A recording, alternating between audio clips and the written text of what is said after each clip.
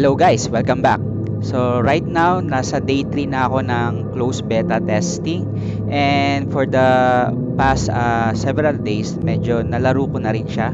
So for this video, ang gusto kong ipakita is how we play the PvE mode ng Space Crypto, which is itong Fight Boss. Alright, so ngayon nakalagin na ako sa lobby page ng Space Crypto.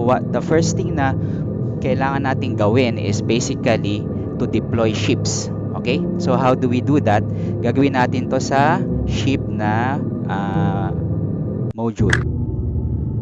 So I'm clicking the ship na icon and we will arrive here. So sa gitna nung screen, makikita nyo lahat ng ships nyo na nasa inventory nyo. So right now I have 30 spaceships na na-purchase during dun sa day 1 natin. Okay? So next is you need to click itong fight button na to para ma-deploy nyo yung ship na gusto nyo i-deploy. So in my case, I'll deploy 15 common spaceships para umpisahan natin yung fight boss. Okay, so let's do it. So i-click nyo lang siya, itong fight na button, and automatic pupunta siya ngayon dito sa list ng ships na i-deploy nyo for the fight boss battle. Okay,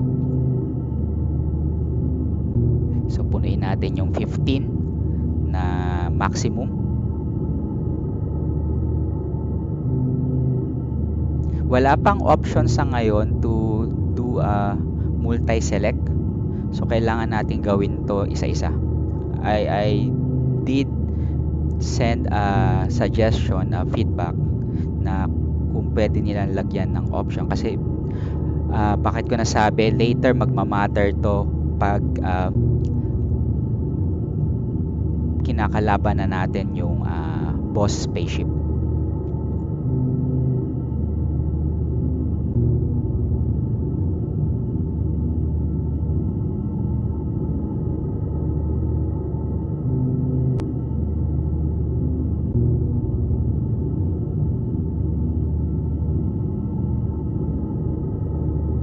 Alright, so ngayon nasa maximum na tayo ng 15. Kung gusto nyo palitan yung ship na na-deploy nyo, gusto nyo iba, ang gagawin nyo lang is just click this X, right? Matatanggal siya sa list, and then choose other spaceship. Ganun lang. Ngayon, next is papasukin na natin yung PvE mode, which is the fight boss. If you notice na ngayon nasa wave 0 ako, so mag-i-start tayo ngayon from the pinakamababang wave, which is wave 0. Alright, so let's enter the game now. Fight boss.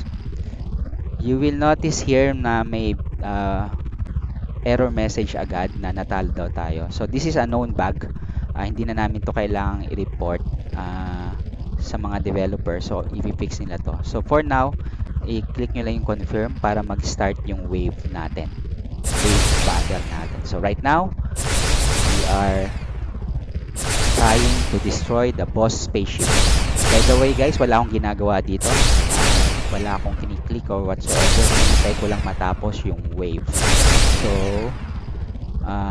first few waves I noticed mabilis lang siya matapos. So right now wala pang 40 seconds, tapos na. Next na mangyayari is itong spin para sa rewards nyo. Okay, so I got X1 spin. So makikita nyo dito, kapag isa lang yung buong SPE coin, meaning ang nakuha nyong reward is times 1 ng current rewards na nandito sa wave na to, which is in this case 0.08. So all we need to do is just confirm, click confirm, and then pupunta tayo sa next wave, which is wave 1. So ano lang to, tumataas lang to, wave 0, wave 1, wave 2, wave 3, and so on and so forth. Walang katapusan na wave. So matatapos lang ang boss fight na tinatawag nila kapag naubos na tong timer na to, na nakikita nyo sa taas nang hindi nyo pa napapatay or nadi-destroy yung boss spaceship. Doon lang siya matatapos. Sana magandang rewards. Okay, X1 din lang. So 0.126. Click lang natin confirm, and then so on and so forth lang to. Ngayon, anong mangyayari doon sa mga spaceships na hindi nyo dineploy? Sa case ko, I have 30 spaceships, right? So meron akong 15 spaceships na hindi naka-deploy. Hindi ko ba magagamit yun? Actually, magagamit ko siya. Ayun ang key dito sa space crypto na nakikita ko so far.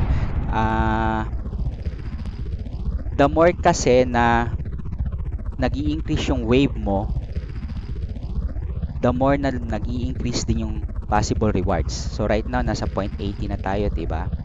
So ang goal natin for boss fight is to sustain yung wave attacks natin sa mga boss spaceships until hanggang matalo tayo. Right? So anong nakikita kong unang strategy na pwede natin gawin is to acquire more than 15 spaceships para may karelyebo yung una yung 15 spaceships na i-deploy. So, paano po gagawin yun? So, let's say, dito sa right side, nakita na natin, di ba, yung status ng mga spaceships. Click ko lang to. So, right now, it's 0.198. Confirm, X1. So, dito sa right side, makikita nyo yung kung ano yung mga spaceships na naka-deploy. Right? And then, makikita nyo rin yung status ng ammo nila. So, right now, nasa amber na yung signal ko. It means, most likely pa, malapit na siyang mag less than 50% ammo. So, based sa white paper, right, kapag less than 50% na lang yung ammo ng spaceship, hindi na niya titirahin or hindi na niya babarilin yung boss spaceship. So, anong diskarte? Okay, ito yung nakita kong diskarte for now. Ngayon is 0.2. Ang gagawin ko, babalik ako sa ship na lobby. So, 50 ko lang tong ship na to. Right? Click OK. So, ngayon nasa ship lobby ako.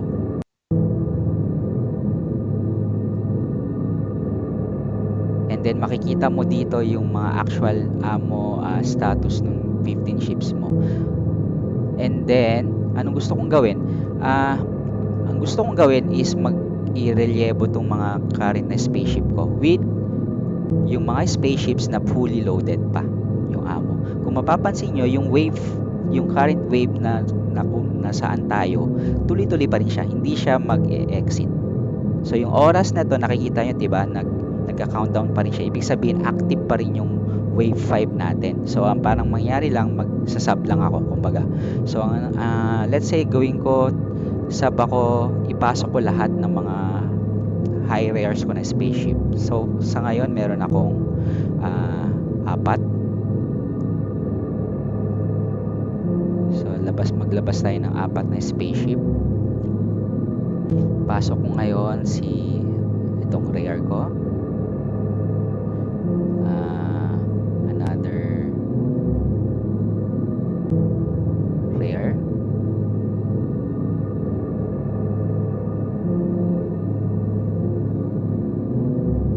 May isa akong epic, well, which is very good. Sana sa totoo magkaroon din ako nito. So yan, naipasok ko na, right? One key here is kailangan mabilis kayo. Kasi while bumababa yung oras sa wave, tuloy-tuloy pa rin siya, right? Yung oras tuloy-tuloy pa rin. Habang nasa labas kayo ng wave battle, hindi tumitira yung mga spaceships nyo. So kaya kailangan mabilis yung galawan nyo dito. So balik tayo kaagad sa fight boss. Click fight boss. So ngayon, napalitan ko na yung mga iba kong spaceship. Kung mapapansin nyo, yung epic ko. Right? Tapos magre-resume na silang bumomba.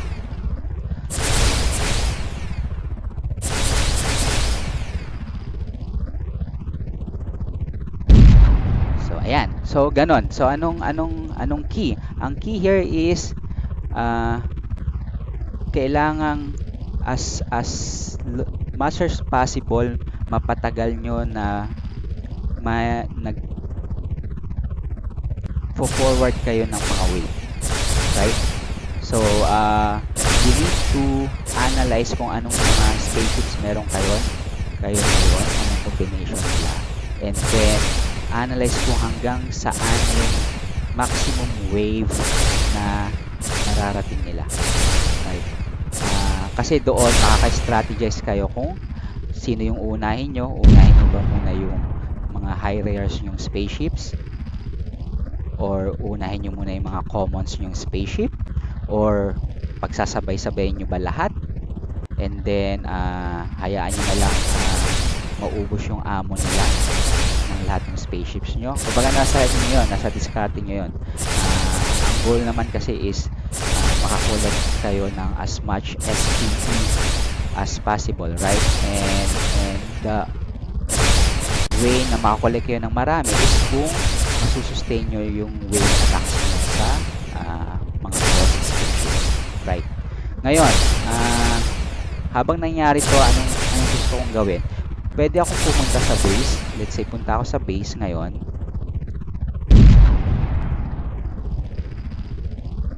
Okay, nag-rewards muna siya. So ngayon 0.36 na, diba? Lumalaki na siya. So ngayon punta akong base.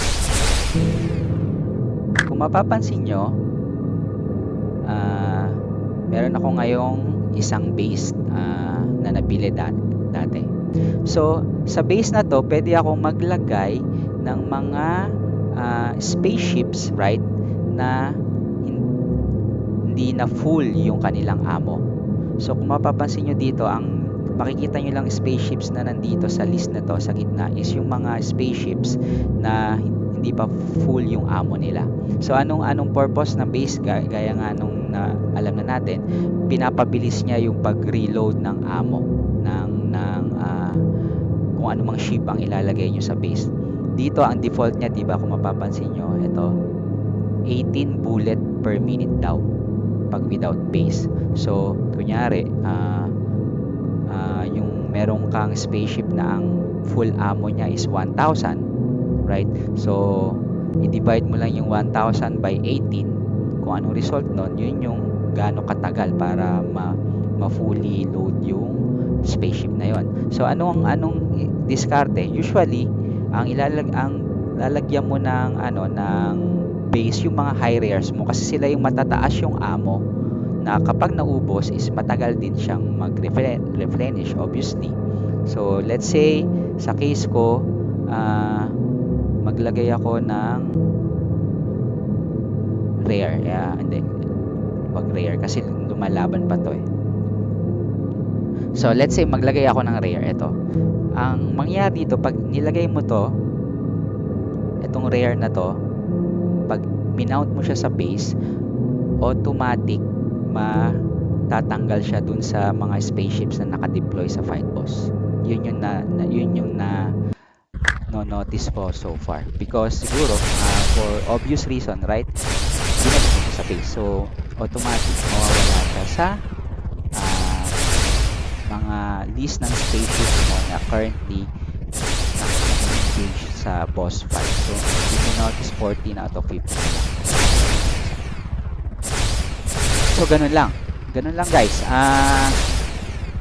Once na makakam up kayo ng strategy kung paano nyo ma-maximize yung current spaceships na meron kayo up to certain wave, then kayo nang bahala kung paano nyo siya i-improve.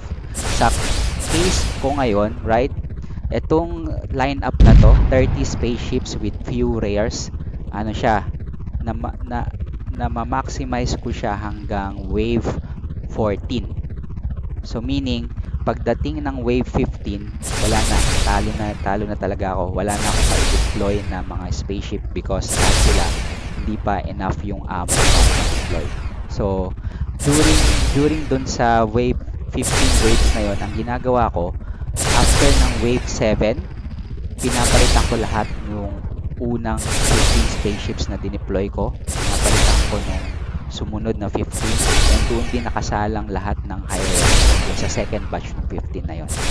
And then around wave 11, pinapalitan ko ulit yung original na 15 na spaceship ko. Ano na, by the time na nag wave 11, meron na silang enough ammo ulit para i-redeploy. So ganun lang ginagawa ko. So dalawang palit. So wave 11, substitute ko pabalik yung una kong 15 spaceships, and then paglabas nung second batch ko nung 15 spaceships, minamount ko kaagad sa base yung mga high rares ko para mabilis silang mag-reload. So at one point, dadating ako ng wave 14 na yung isa sa mga high rares kong spaceship, pwede ko nang i-deploy ulit. So yun na yung pinaka maximum na nagawa ko with this current lineup na meron ako. Paano ko siya i-improve? Most likely several options. One is bili ako ng another base para mas maraming spaceship yung ma-mount ko sa base. Ibig sabihin, instead na isa lang yung player na lalaban sa wave 15, pwedeng dalawang rare na. So mas malaking chance ko na maka-pass sa wave 15. Another option is fusion, which is mangyayari pa yun later. So fusion meaning pwedeng dalawang common spaceships. Pagkasamahin mo, makakabuo siya ng isang spaceship na mas mataas yung priority. Obviously, yung dalawang common spaceships na kinumbayan nyo, mawawala na yun. Isa yun sa mga burning mechanism ng space dito. Okay? Third option is you buy more spaceships para instead na dalawang relyebo lang, pwede mong gawing tatlong relyebo. So, up to us. Ano yung possible discussion? Depende rin sa oras na meron kayo. Sa akin, sa current lineup ko, yung from the start, nasalang ko roughly 20 to 25 minutes yung nakuha. And then, maghihintay na ako ulit ng another 1.5 hours para fully replenish lahat ng 30 spaceships. So, ganun na yun ang ginagawa ko. Parang 2-hour routing siya. 1.5 hour pang reload ng ammo, then play 30 minutes. Then, wait another 1.5 hour for the next round. So, ganun lang siya, guys. Hopefully, medyo informative yung naibigay ko sa inyo detalye on how to play the boss fight, the PvE mode ng Space Queen. That's it, guys. See you again on the next installment.